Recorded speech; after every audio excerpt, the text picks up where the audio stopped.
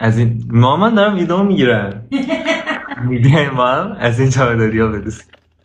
این الگوی کار منه. برای دوختن این کار نیاز به زیپ متری، سرزیپ، تلق 0.50 و نوار اوریب داریم. من بعد از برش کارم میام به قسمت ارزش زیپ میزنم، زیپم رو زیر تلق قرار میدم و نوارم رو روی تلق. بعد از اینکه دوختم سمت دیگه کارم هم همین کار رو تکرار میکنم، فقط زیپم رو باز میکنم، میارم رو سمت دیگه و دوباره نوارم رو میدوزم. بعد از این کار نوبتشه که سرزیپ رو روی زیپ وصل کنیم و من به شکل برعکس که دارم تو ویدیو نشون میدم سرزیپم رو وصل میکنم، قسمت بالا و پایین کارم رو نوار میزنم و میبندم. نکتهش اینه که وقتی سوزنتون به دندونه‌های زیپ میرسه باید با دست بچرخونین که یه وقت سوزن نشکنه. یه مربع 2.5 در 2.5 برش کنین، بیارین روی 4 طرف کار بکشینش و هر دو سمت.